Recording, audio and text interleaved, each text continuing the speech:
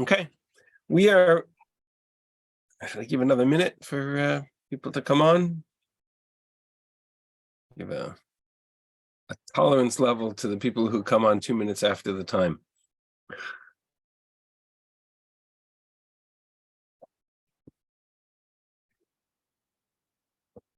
Rabbi, did we discuss why Nebuchadnezzar pays attention to Daniel? Like, why is he concerned about what a Jewish leader would think or want or whatever? Well, it depends where. Remember, each story emerges in its own context. Yeah. So in chapter 2, he first turns to everybody else, and nobody else is able to do what he wants them to do, which is to interpret this dream that he's forgotten about. So when Daniel shares the dream with him, he responds with a positive attitude. In chapter 3 with Hananiah, Mishael, and Azariah, he's kind of encounters them in the context of his decree to try to counterbalance the dream. And so he responds to them in terms of the fact that there's a great miracle that saves them, and he's witness to it.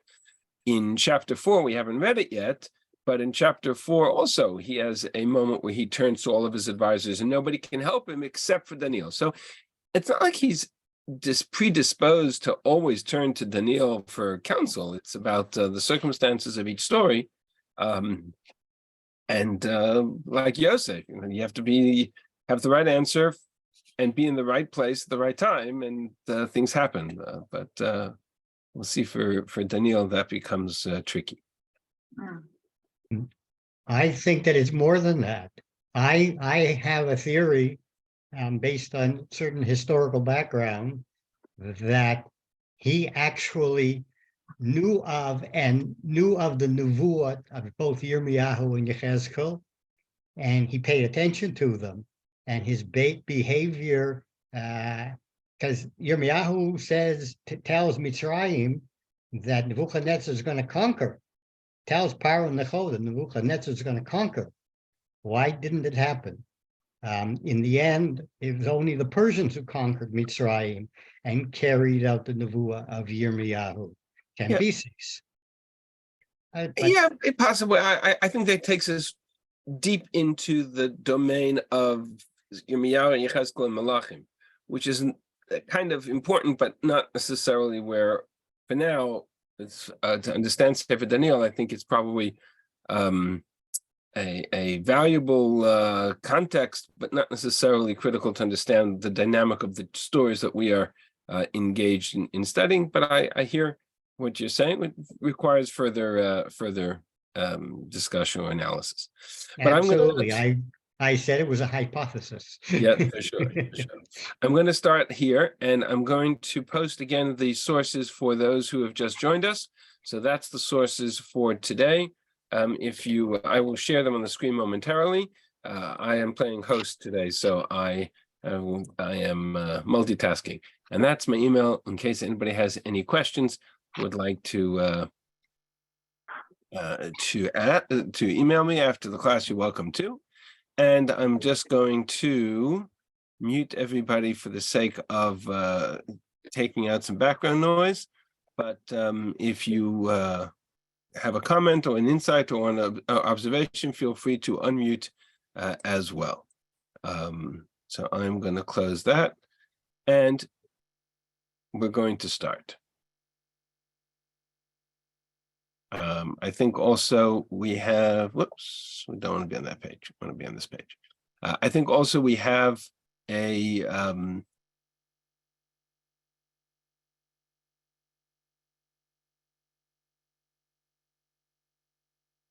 I'm just getting a few things organized. There's also a posted on that same website. You should have the sources of this, the link to this source page here. If not, it's we're just going to do it on screen. You can also pull it up online. So we're up to chapter 4, and chapter 4 begins Ani Nebuchadnezzar. So chapter 4, for the most part, is written in first person. I, Nebuchadnezzar, Shalev Hayiti Beveti. I was at home. I was resting. I was sleeping. V'anan behechali, and I was kind of just calmly, serenely flourishing in my palace. And I had a dream. This is now the second dream that Nebuchadnezzar has. That's relevant. That's recorded in the Sefer, and it frightened me. V'yafchideni. Now, before we read the rest of the Peric, I need to back up one step. Anybody who was on the chat at the beginning, we had a brief conversation about, somebody's on the chat.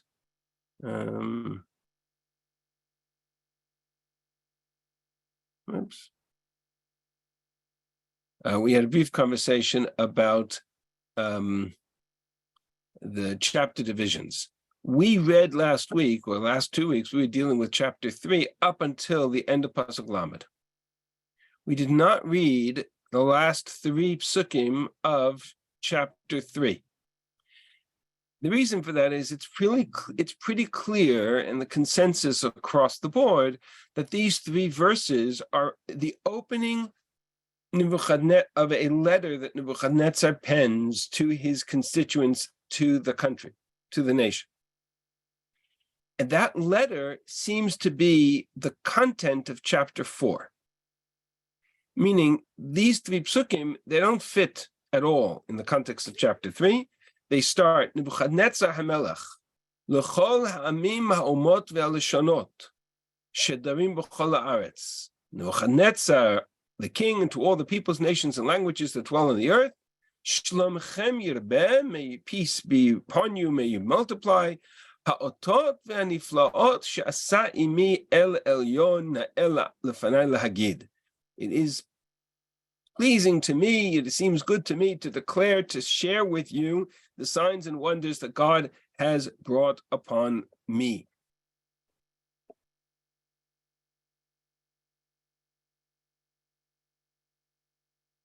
Ototav kama gdolim niflotav kama tkifot. How great are his wonders and his signs. Malchuto malchut olam, his kingdom is a kingdom for eternity. V'shiltono im dor vador, and his dominion from generation to generation. That's quite an introduction. But as you can see, it ends here, right? So this, according to most Mefarshim, is not a reference to back to chapter 3, but really the introduction to what comes in chapter 4. Chapter 4 is the content of a letter that these 3 verses serve as an introduction to. And now we're going to read through at least the first part of this of the story. Ani Nebuchadnezzar shalev hayiti b'veiti, I Nebuchadnezzar rest in my house, and anam b'hechali, flourishing in my palace. Chalom ra'iti v'yafchideni, I saw a dream. It made me frightened. V'yirhurim al mishkavi, imaginings upon my bed. Kazinot roshi v'haluni, what I thought, what I saw, the visions, they frightened me. The last time Nebuchadnezzar had a dream that frightened him was about a statue with multiple parts that symbolized the end of Bavel and generated the reaction of chapter 3, which was the gold statue and the conflict and the showdown with Hanani, Mishael, Azariah. This is now the second dream that he has. So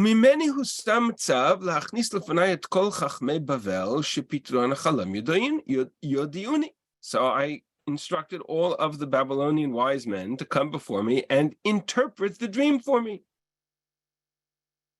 So kind of shades of the deja vu. I'm just going to make this a little bigger for you.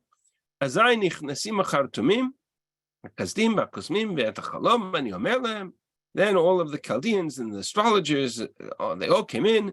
I told them the dream, and nobody could tell me what it meant.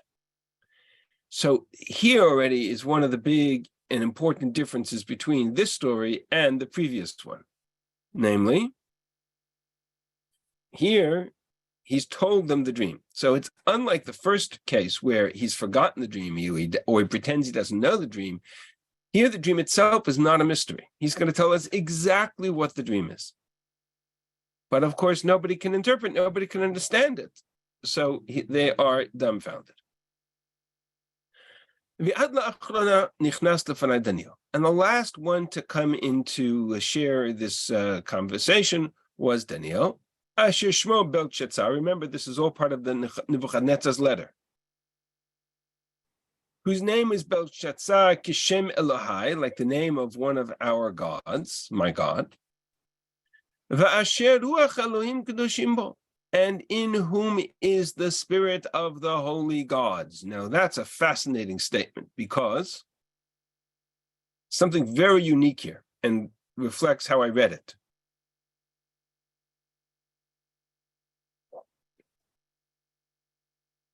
He recognizes his prophecy?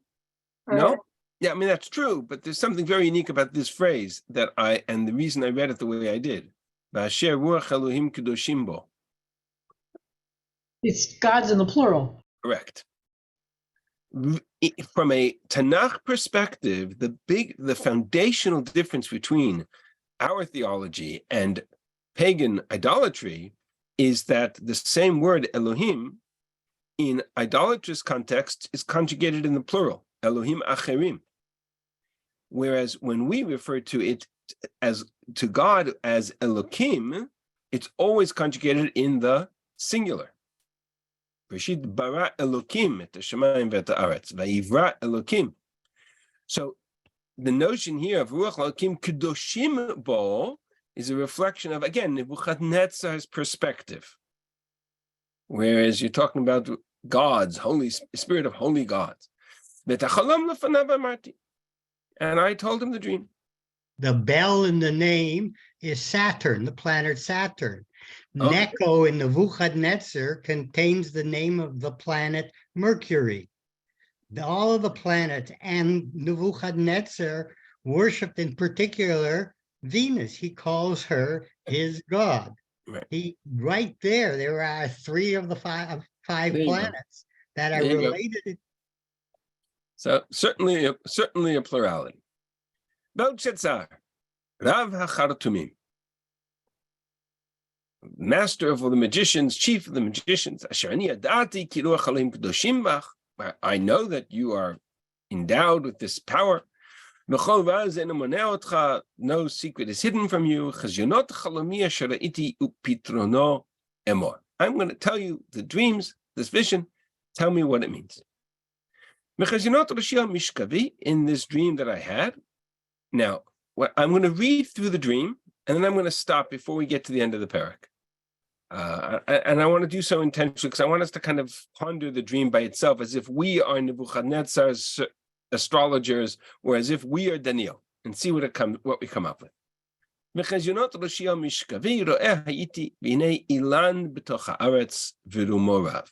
I saw a tree in the midst of the earth, great height. Rumorav. How high? Doesn't tell us. Conjecture.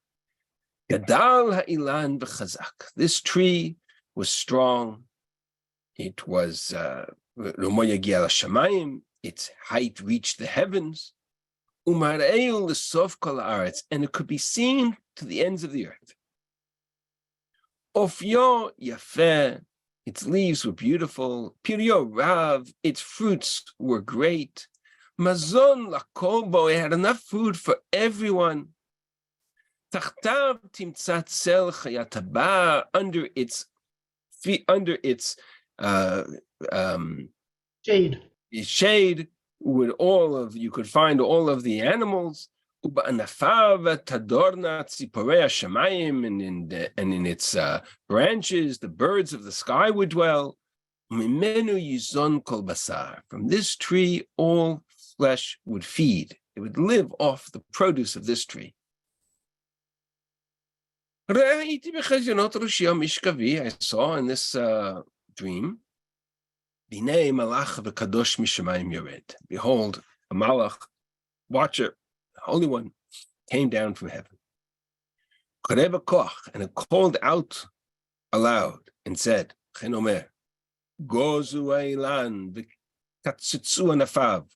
down the tree, cut off its branches. Hashiru afyo, shake off its leaves. Fazru piryo, scatter its fruits. Hagud chayami tachtav, send away the beasts that live, the animals that live under it. V'atziporim yanafav, and shoo away the birds that live in its branches. Cut the tree down. Ulam ikar shaloshav ba'aretz hanichu. But the roots, the stump of this tree, of its roots, leave alone. Ube'asor shel barzel unechoshet badesha shel habar. And engage and surround them, tie them in bands of iron and brass in the field. Ubetal shemayim mitbo, and let it be wet with the dew of heaven. And let its portion be with the beasts of the earth, this tree stump. Libom enosh yishanu. Its heart from the heart of man shall be changed, transformed from the heart of man, lev hachaya yinaten lo, into the heart of a beast. V'shiva moadim yachlefu alav, and for 7 seasons shall pass over it. Bigzerat malachim hadavar, and so in the decree of the malach it was, umamar kadoshim hamish'ala, in the matter of the holy ones, al divrat sheyedu chayim, in order so that the living should know, all of this took place. Ki sholeta elyon b'malchut enosh, that ultimately God rules over the kingdom of man. Ulemi sheyirtze itnena, and God will give this world to whomever He chooses. Ushval anashim yakim aleh, and set up over it the lowest of men. Zeh chalom reiti, ani hamelech Nebuchadnezzar. That's my dream. V'atam Belshazzar pitrano amor. Now, Belshazzar, tell me what it means. Nobody in my kingdom is capable of interpreting this dream. So you can do it. Because the spirit of holy gods is in you. Okay, we're going to stop here. I'm going to stop share for a second. Oops. All right. That's the dream. Big tree. Actually, for anybody who just joined us, I'm going to put the source page back on the chat. So if you had a chance, didn't have a chance yet, you can grab it. That's the dream. So let's take a moment and just summarize what we have. Giant tree, up to the heavens, spread over the whole earth. Its branches are filled with fruit and foliage and source of life. Animals live under its shade. Animals live off its fruits. This is a giant tree, from one end of the earth to the other and all the way up into the heavens. And suddenly the malach comes out and cuts down this tree and commands or declares that the tree should be cut down, and that the branches, the birds and the animals scattered, and the irons placed around the tree stump for 7 seasons, and the heart of man be removed from this tree and replaced with the heart of the beast for 7 seasons, until all of humanity, until it is recognized that God has dominion over all, and that ultimately God sets upon the earth whoever He chooses to be ruler. That's a summary, more or less, of what we just read. Okay, you're all the advisors of Nebuchadnezzar. You tell me what this dream means. And if you've read the rest of the chapter, I'm going to ask you not to answer. But if you haven't read the rest of this chapter, go ahead. Give it your best shot. You have 30 seconds. Think it through. What could the tree represent? Is the tree Israel that was flourishing, that is going to be now enslaved? Nebuchadnezzar is dreaming and it's frightening him. Think about the context. Nebuchadnezzar dreams this big tree that live, all the beasts of the field, all the animals in the world, all live off this tree, and the malach comes down and cuts it down in order to teach everyone that ultimately God's in charge. Okay. I wouldn't want to tell them the dream. Oh, wait. I didn't get to that question yet. I just asked you to interpret it.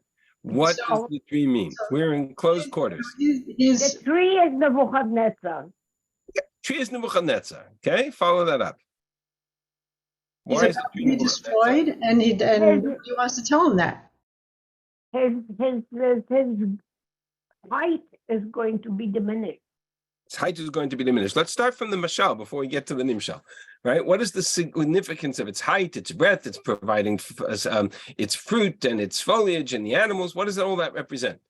He's power now. That's where he's standing now. At this point, he has control of so much, of almost the whole world, right? Controls the world. He provides for the world. What is the source? Provides for the world. Yes. What is a king if not the one who provides for the security and stability and sustenance and economy of the people in his kingdom?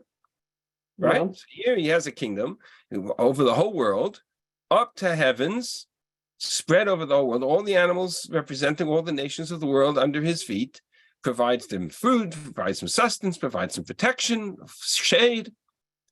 That's Nebuchadnezzar. There's no great, and between today, this week, and next week, we're going to talk a lot about this notion that the tree symbolizes kingdoms. King symbolizes the king. There are many parables in Tanakh, starting in Sefer Shoftim all the way through Yirmiyahu and Yeshayahu and others who use the mashal, the parable of the tree, to represent kings and sometimes the arrogance of kings, as is the case here. Not a new concept at all. Very, very established. But then So why leave the roots in the trunk? Why leave the roots in the trunk? And why give it a 7-season decree? For 7 seasons, it will live as a beast of the field. Its heart of man replaced with the heart of a beast until what? Until what? What's its conclusion? You have creative destruction. There'll be growth from the destruction. Okay, but what's its conclusion? Hmm.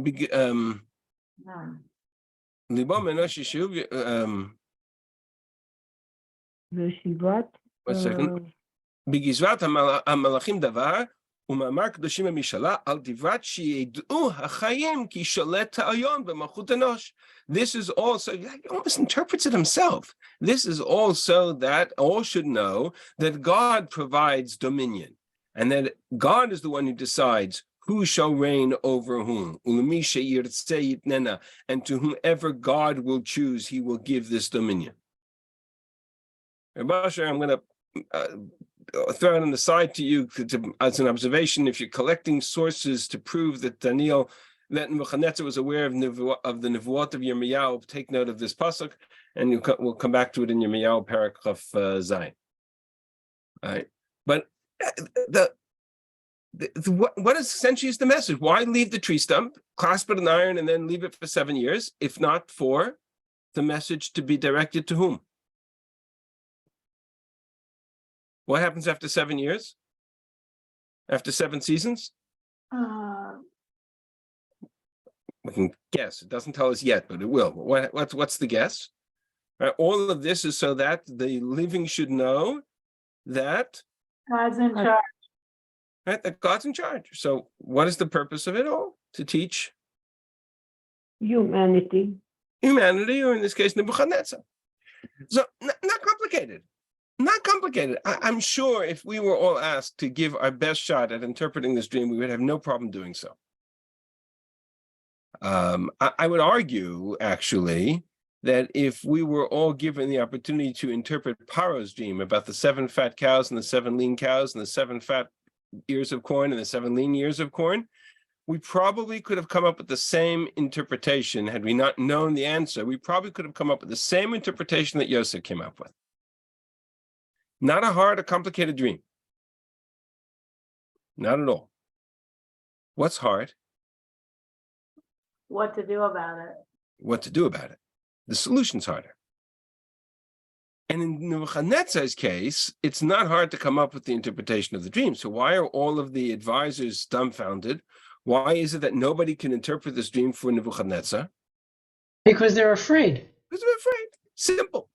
It's not that they can't interpret the dream. It's that they don't want to. Because who's going to stand there and tell Nebuchadnezzar that you, Nebuchadnezzar, a great and powerful king, are destined to become a beast of the field, so that you can learn the humility of that God's really in charge? That's quite a message. So he finally turns to Daniel. What is Daniel going to do with this?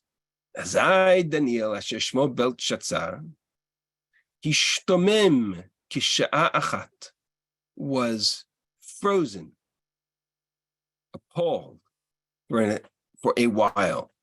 Rayonotav yivahaluhu, and his thoughts scared him, frightened him. So I'll show you quickly. Rashi makes the comment on Pasuk Tet Zayin.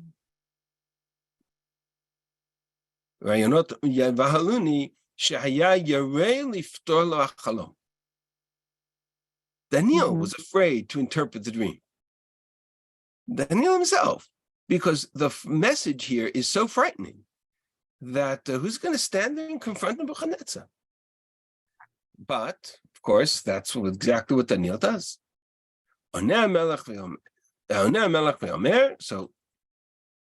that Nebuchadnezzar, picking up that Daniel is hesitant, says to him, Belshazzar, hachalom ufitrono al yeva alecha. Let it not scare you. Oneh Belshazzar v'omer, Adoni, hachalom l'sonecho ufitrono litzarecha. My dear king, this should be upon your worst enemies. Let your worst adversaries have such a dream. This is a great way to introduce the conversation.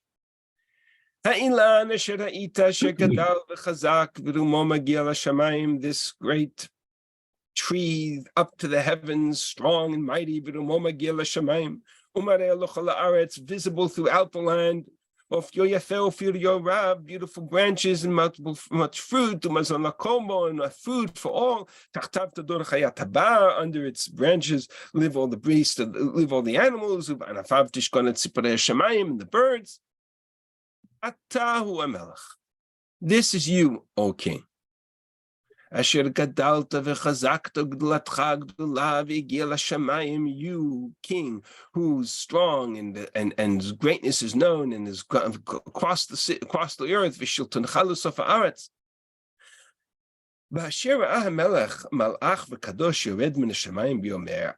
What about the second half? The king saw this malach come and declare, Gozu Eilan Vashchituhu, cut down this tree, Ulam Ikar Shel but leave its roots, its stump, and chain it up, and chain it in iron and brass and in the field, in the grass. And let it sit under the dew of the heavens. Its portion shall be with the beasts of the field, to 7 seasons. This is its interpretation. And it is a decree of God, intended for the king. Namely, Otcha migarshim me'enosh. You are to be driven from society of man. You are to be driven so that you will eat like the beasts of the field, with the beasts of the field. The Esav kashurim atchal yachilu. They're going to feed you grass like oxen. You'll drink the dew of the heavens. And this shall be for 7 seasons. Until you know that God rules over the kingdom of man. And that God will give dominion to whomever he chooses. And the fact that somebody asked me before, why did they leave the tree stump? The fact that they commanded to leave the tree stump, says Daniel to Nebuchadnezzar, to tell you that the kingdom is waiting for you. It's there. Once you know that God reigns, once you recognize that God reigns, that God is in charge, then you can come back to the seat of the throne. That's the message. And Ad Kan, until Pasuk of Gimel, everything that Daniel has said to him has been part of this dream. Its message and its interpretation. The Mashal and the Nimshal. And then Daniel makes one more comment, and that is the following. El HaMelech atzati titavelecha. I have an eitzah for you. I have a suggestion for you. What's the eitzah? Ata'echa b'tzedakah b'dei. Your sins, your iniquity, you can redeem through charity, through tzedakah, through kindness. V'avonatcha b'chon aniyim. And your iniquities can be offset with the kindness to the poor. Im tiyeh arka l'shalvatecha, and then there will be a length of days of your prosperity. And then, of course, Hakol Giel Nebuchadnezzar Melech. This is all comes about, and we're going to talk about what happens next, Ezrat Hashem, next week. So let's stop here. So it's really quite an extraordinary dream, and there's a lot of similarities. Not a subject, sure but what there's. how big of an impact it would be, but I'm guessing that it would. I'm not sure if that's to me. Lower. I'm going to put it on mute for now, and if that's to me, unmute and sorry. What happens next will be our subject for next week. But for now, I want to understand what the dream represents to Nebuchadnezzar and why. Let's start from the basic question. Why is Daniel afraid of articulating its resolution? Clearly he's afraid. Clearly he stands there in shock. Rashi makes the comment, and so there's a lesson here in the nature of prophecy altogether. And I think it's worthy of note. There's a lesson here in what it means to be a Navi. I'm going to talk a little bit in a second about Daniel's status as a Navi. Janet, to come back to the question you asked me earlier. But just to put into context, the message here to Nebuchadnezzar is the most powerful person in the whole world. Let me just stop to share for a second. Right. Nebuchadnezzar is the most powerful person in the whole world. Nebuchadnezzar is literally the king of the strongest empire at the moment. And your message, your task, your challenge is to say to him, Nebuchadnezzar, my king, like we saw in chapter 2, right? Your days are done. Your king, you are going to lose your kingdom because of your arrogance, because of your stubbornness, because of your sense of that you are ruling of the whole world, and your arrogance of not recognizing God's role. You are going to be transformed into a beast of the field and live like an ox or a wolf or a beast of the field for 7 seasons until you recognize that ultimately God's in charge. Isn't it harder if you're one of the captive peoples to give that message than one of the advisors? Well, Daniel is one of his advisors. But he's also a captive person. He is. I'm not sure how much of a role that status plays in the Babylonian context, because ultimately every nation is captive in some sense, and they mix them all around. They move populations from one part to another, and to kind of give everybody a sense of being all subjects of the king. It might be a further element of challenge for Daniel. It certainly frightened all of his advisors, and it frightened Daniel too. But ultimately, Daniel does in fact tell him what it is that he is asking. But it's a reflection, I think, of a moment that really is about the power of the role of a Navi. And the role of Nevi'im, we sometimes take for granted the fact that the Nevi'im were given messages to convey to kings that were not at all popular. It's very rare, certainly not in Tanakh, that we find a Navi who comes to a king and he says to him exactly what he wants to hear. Usually a king who says to the Navi, a Navi who says to the king exactly what the king wants to hear, we typically refer to that as a false prophet. But there were many instances where the Nevi'im came to the kings and wrote and articulated very harsh words that were perceived by many almost as treason. I'll give you two examples that really jump off the page in the context in the history of Tanakh, probably the two most dramatic examples. One is Sefer Micha. Micha in the days of Chizkiyahu, and he comes to him and he says the following proclamation. Listen, heads of Jacob, rulers of Israel. Talking to the rulers, he's talking to the kings. You need to know and understand justice. Sonei tov v'ohavei ra, you who hate good and love evil, gozlei oram me'alehem, who tear off their skin, who she'eram me'alatzmotam, and the flesh from their bones, who oppress the weak, asher ochlu she'er ami, who eat the flesh of my people. Talking to the nations of the leaders of Israel.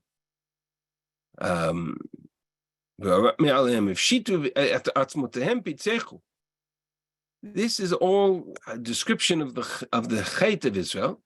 And then he comes and he says the following: thus God says concerning the false prophets who lead my people astray, who feed their teeth, v'karu shalom, and who call for peace, they will not articulate the preparations for war.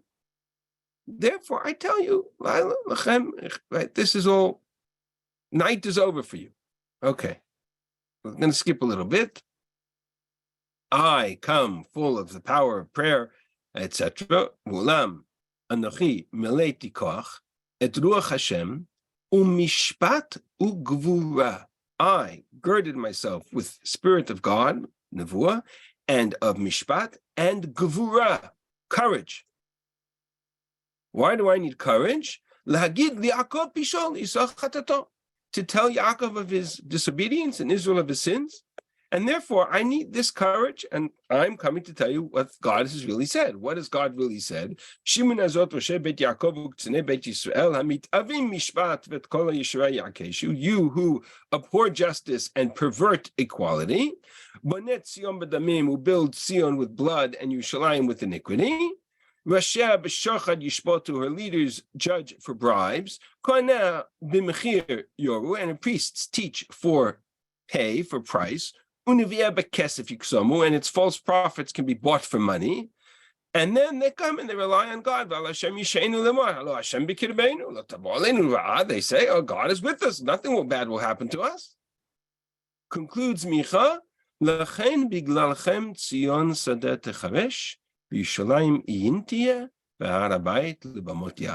I say to you, Zion shall be plowed over like a field, Yerushalayim will become a heap of rubble, and the Temple Mount will be like a forest will become like a forest. Micha's threat for the destruction of Yerushalayim is the most dramatic, articulated, explicit threat to the fall of Yerushalayim that we have yet in the Nevi'im, chronologically. This statement, Zion sadet techavesh Yerushalayim yintiyeh v'har habayit lebamot yah, in the context of the Malchut of Israel, was considered treasonous. Now, why do I quote all of this? Because Yirmiyahu faces a very similar challenge. In Peric Chavav, we have the story of Yirmiyahu, who's told to come to the Beit HaMikdash in the days of Yoyakim, which is probably when this nevuah was articulated, in the days of Yoyakim, and who's told to compare the Beit HaMikdash to Shiloh, and to threaten to the people that the fall of the Beit HaMikdash, the Shiloh is going to, the destiny, the fate of this temple is going to be like the destiny of the Mishkan and Shiloh.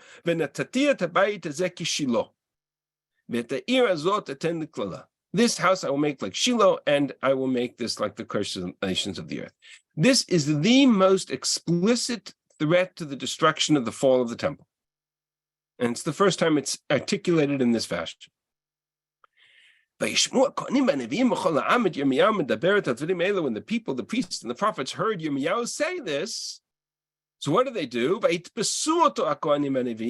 They grabbed him and they said, Yirmiyahu should be put to death. This is treason.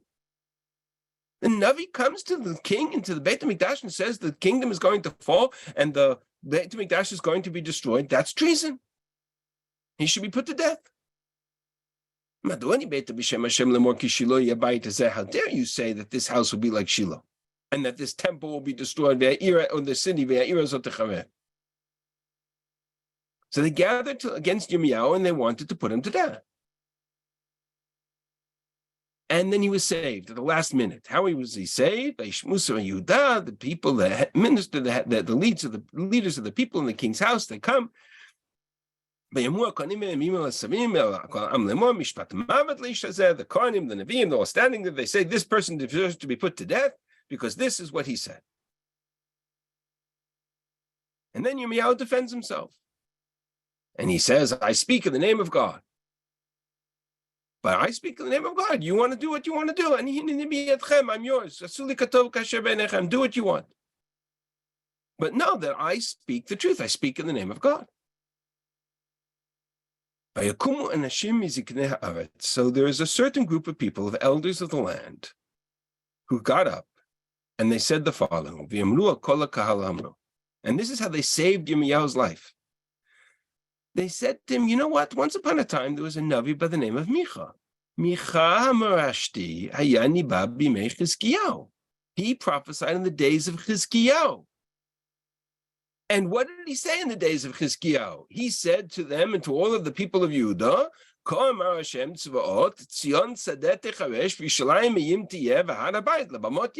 told them that Zion will become plowed like a field and Yerushalayim will become a heap and the mountain of God will become a forest. That's exactly what Micha said. Did they kill him? Did Chizkiyahu put him to death? No. What did Chizkiyahu do? Chizkiyahu turned and he used the opportunity to pray and to do tshuva, and God relented. And therefore, instead of putting the messenger, instead of shooting the messenger, which is probably where the phrase comes from, right? Take the message to heart and do tshuva. That's exactly what Yirmiyahu has been telling them. But the elders come to save Yirmiyahu's life, and they quote Micha. So here I have Micha, here I have Yirmiyahu. And the stories of their lives, the story of Yirmiyahu in particular, is a story of a Navi who is told from the outset that your job is going to be exceedingly difficult. Yirmiyahu in Peric Aleph is told by God, and he says, God says to him, I'm sending you to the people, and you're going to give them a message that they're not going to want to hear. All of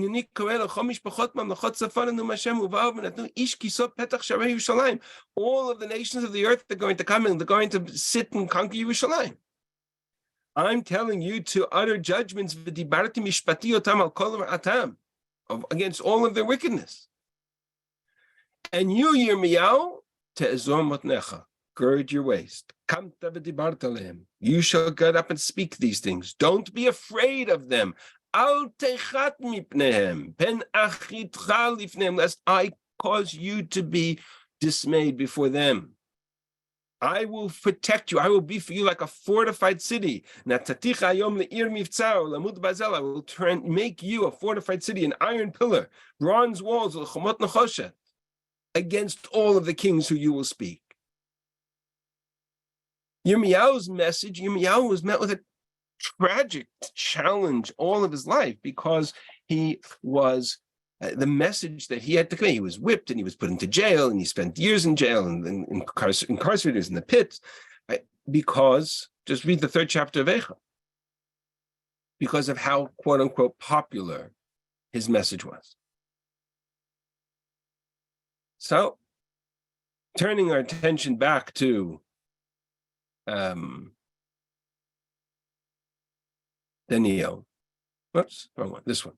Turning our attention back to Daniel, no surprise that when Daniel is faced with this moment of telling Nebuchadnezzar, the most powerful king on the planet, that your arrogance is going to be cut down to size, literally,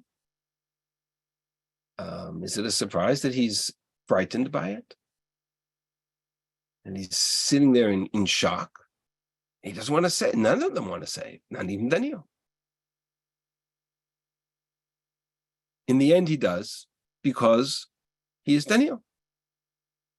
But one observation that I want to make about the difference between Daniel and what we've said up until now is Yirmiyahu, Micha, Yeshayahu, Yechezkel, all of them had difficult messages, and they were challenged with this moment where they had to confront kings, powers, empires with this kind of message. But Daniel, this is really, I would argue, even only the second time, the first time, because even the first dream didn't have the kind of direct intensification on Nebuchadnezzar and Nebuchadnezzar's personal status as this dream does. The first dream was more about the overarching role of Babel in history. This dream is about Nebuchadnezzar the man. And the message to Nebuchadnezzar, you are going to become a beast of the field, that's something which is really extraordinary. But on the other hand, we have to remember that Daniel is not a Navi. Daniel doesn't have, let me just stop there for a second. Daniel doesn't have the experience, the introduction, the conversation with God, the designation, the role, the mission that the Nevi'im of Israel had. Somebody mentioned before, he's part of the captives, right? He's a captive amongst the Jews, taken into exile. He goes up in the Babylonian experience. He's part of that little group that was raised right? The story of his background is very different than the stories of the Nevi'im who are designated, given this mission, and told by God and have a communication with God. It doesn't even start with a communication with God. He's brought before the king and said, here's the dream. So I understand Daniel's fear, even though the other Nevi'im experienced similar challenges and they were not afraid. They had to come with a sense of kavura and strength and courage. Daniel is afraid. Says Rashi, he was afraid. And I understand where that fear is coming from. His solution, of course, however, is that what does he do? He gives him light. Right. His solution to that fear is to incorporate in the same breath as the description of the punishment, a potential solution. And so he gives Nebuchadnezzar an eitzah. What's the eitzah? What's the suggestion? A little tzedakah. If you ever hear the expression tzedakah tatzil mimavet, tzedakah saves from death, right? Kind of a source of that idea. Give a little tzedakah, give a little kindness, kind to the poor, a little charity, a little mercy. Show mercy to others, show kindness to others, show a little humility to others. And maybe God will show some humility to you and forgiveness to you. Let's see if that works. So in Daniel's defense, he may be afraid. When he finally overcomes that fear and he articulates the dream, in the same breath includes this resolution. So now the question that we have to ask is, of course, was he correct? Not in his interpretation is correct, but in his actions. Did he do what was right? In other words, ask yourself in the dream, was there any indication in the dream that the dream was conditional? That the dream was, this is going to happen if, or was the dream about, here's what's going to be? Right? And so the question becomes, was Daniel correct in offering Nebuchadnezzar this solution of, if you want, go and give tzedakah, let my counsel be acceptable to you.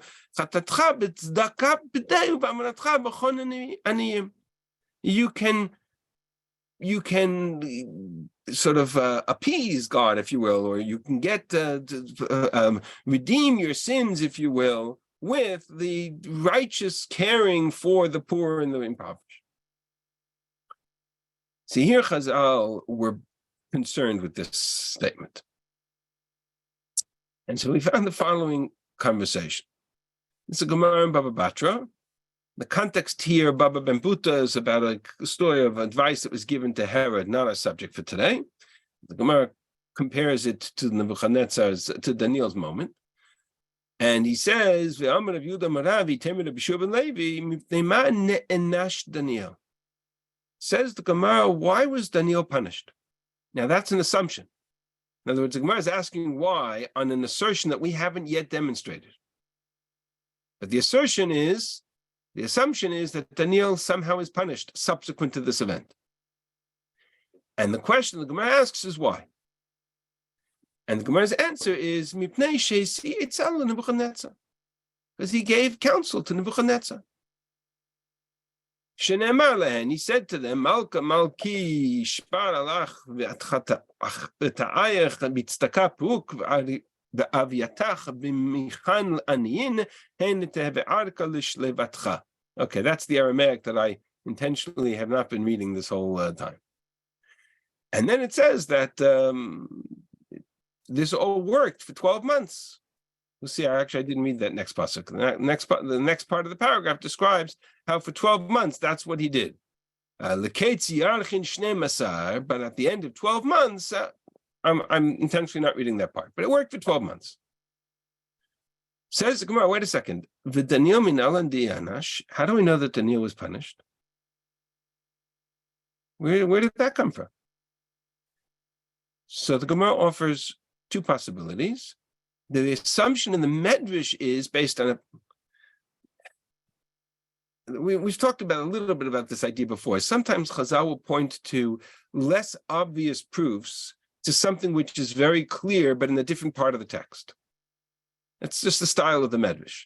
So the Medrash points to the story of Megillat Esther, which is subsequent to Daniel, and there Esther calls one of her trusted advisors by the name of Hatach. And according to a certain Masoret, there was a tradition that Hatach was Daniel. So if it's because it says Vatikra Esther Latach, Echad Misari Se'amelach, right, one of the one of the king's advisors, or one of the queen's queen's servants. Daniel, so that makes sense that to assume that's the source for the notion that Daniel was punished, because the name Hatach means that he was Chatach, he was cut from his greatness, that initially he was the great Daniel, advisor to Nebuchadnezzar, and now what is he? He's a servant to the queen. But according to the other interpretation, that the word Hatach means that he was a trusted advisor, and every decree of the king had to be okayed by him, then that doesn't diminish his greatness. Oh, so the Gemara says, he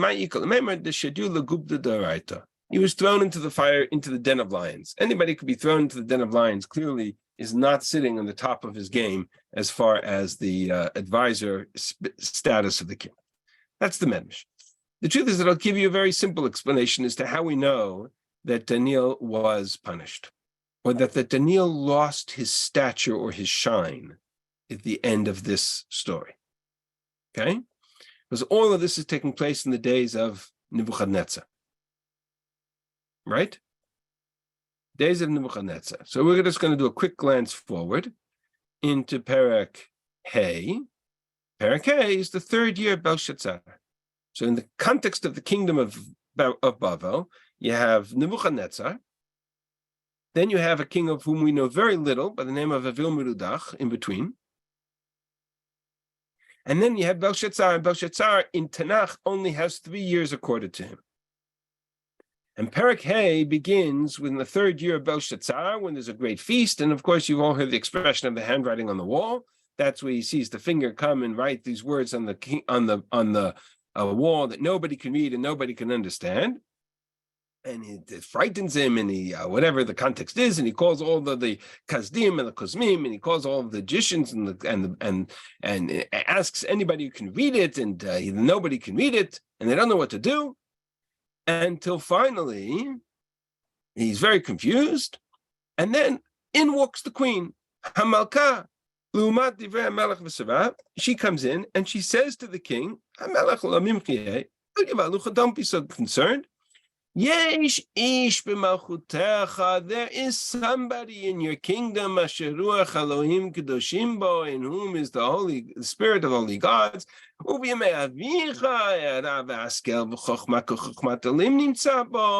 he was very happy, and he was very good to your father. He was very helpful to your father. And your father, Nebuchadnezzar, your grandfather, had made him chief of all of the magicians. Why don't you call him? He's somewhere out there in the kingdom. Why don't you get him to come? And maybe he'll be able to interpret it. And so they go, they find him, they bring him. And Moshe Tzad's never seen him, never heard of him. So the truth is that there is some indication that Daniel's shine, stature, and significance is relevant to the world of Nebuchadnezzar. We don't know anything about the Vilmudadach, so we don't know what happens there. But by the time the Babylonian era comes to a close, a couple of years later, Daniel is nowhere to be found. Daniel is nowhere to be seen, and nobody even knows about it. Needs to have the king's wife or maybe the king's mother come and remind him of who Daniel is. So from that perspective, there is something to be said for the fact that Daniel, whether it's an onesh, whether it's a punishment, or whether it's a kind of natural consequence of the fact that Daniel is essentially, his message was to Nebuchadnezzar. So he said his piece and then he left. And the rest of it is not, he's not a Navi in the formal sense of the term. And therefore he doesn't have the mission to continue, but he was asked to give counsel. He did. And unfortunately for Nebuchadnezzar, he didn't listen. So that's sort of the background to Daniel. It's a Peric that gives us a bit of an insight into the personal challenges that Daniel is undergoing to see Nebuchadnezzar and the struggles of the conflict, the challenge, the message that God is trying to convey to Nebuchadnezzar. And Daniel sees himself in that position. He wasn't anointed, he wasn't appointed, he wasn't designated. Unlike the Nevi'im, he wasn't given a charge and a mission and says, okay, Daniel, you go to the king and say to them X, Y, or Z. Yirmiyahu was given a mission. Yeshayahu was given a mission. Daniel just found himself standing in front of the king, and the king says to him, I had a dream that that I was a tree of the field, and that the Malach came down from heaven and said, I'm going to cut you down to size. What does that mean? It means, my dear king, that you're going to be cut down to size. I hate to say it. Unless. So here's the unless. The unless is you do something about it. Take this arrogance and turn it around. If the message of the dream, think about the suggestion. If the message of the dream was, you provide food, you provide sustenance, you provide shade, you provide fruit, you provide all of the animals representing the nations of the world. Well, if that was the good part of it, then the bad part was about the arrogance. So take all of those resources and all of those strengths and turn it into a way to help people. Do a chesed. Staka. And of course, it works for more or less about 12 months. Until, and we'll just conclude with this last piece, Daniel says to him, and the result was, Hakol Igia Lemelech Nebuchadnezzar. The Kates Yarchin Shnemasar, the end of 12 months. So what we're going to open up with next week is the discussion of what happened in those 12 months. Why does it only last for 12 months? Well, whatever his Eitzah was, it worked until 12 months from now. Well, the Kates Yarchin Shnemasar al Hechal Malchut Shel Bavel Ma'alechaya. Nebuchadnezzar is walking on the top of his palace. He looks out at his palace and he makes the proclamation. Hello, Zohi Bavel Hagdolah. This is the great Bavel. That I built, Nebuchadnezzar, I built with the strength of my hand and the majesty and glory of my power.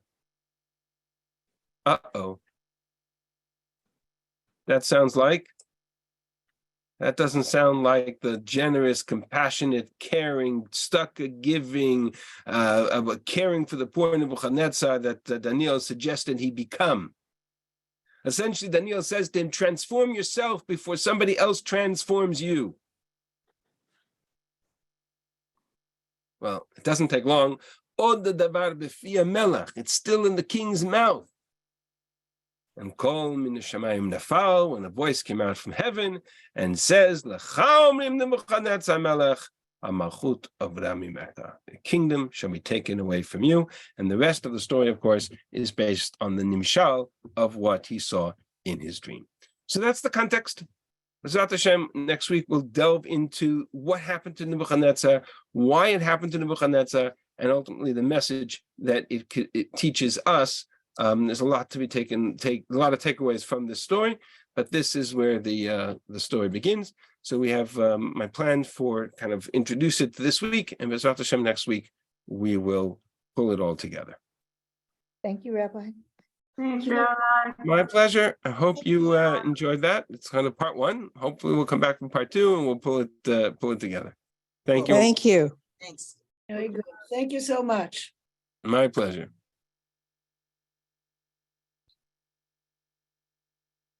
Another wow session. Thank you. Yeah. My pleasure. Thank you very So much. next week will be the writing on the wall. No, next week will be the end of this chapter. The writing on the wall will be a while from now, Oh, but I we'll see. get there. Okay. We're gonna look at these chapters out of order, but I have to explain why. So we'll The get obvious question that jumps out is, of course, Yosef did exactly the same thing. He took exactly right. Exactly right. Yosef did Exactly. exactly he took the interpretation, he took a dream and started offering advice. 100%, and which is probably where Daniel kind of saw that precedent, right? And perhaps he thought he could become a shtadlan for Israel if it worked out for 100%. There is, of course, the fundamental difference between Yosef's status and Daniel's, in that Yeah. the context of the dream was meant for Nebuchadnezzar. The context of Paro's dream was not meant for Paro, was meant for Yosef. And the whole circumstances of the dream to Paro was to bring Yosef into the palace. True. Whereas here, the message is very directed at Nebuchadnezzar to teach him the humility. So it's a little bit more problematic for Daniel to kind of help Nebuchadnezzar and circumnavigate the very punishment that God has decreed for him. Plus, Nebuchadnezzar destroyed the Beit HaMikdash, and Paro never did anything to hurt the Jews. Correct. So there's a lot of, as much as there's similarities, there's always parallels. There's always differences, and that's part of the exercise of parallels in Tanakh, is to recognize where they differ. Right. Shukah. Thank you very, very much, Yeshkov. My pleasure. My pleasure. All right. Have a wonderful day, everybody.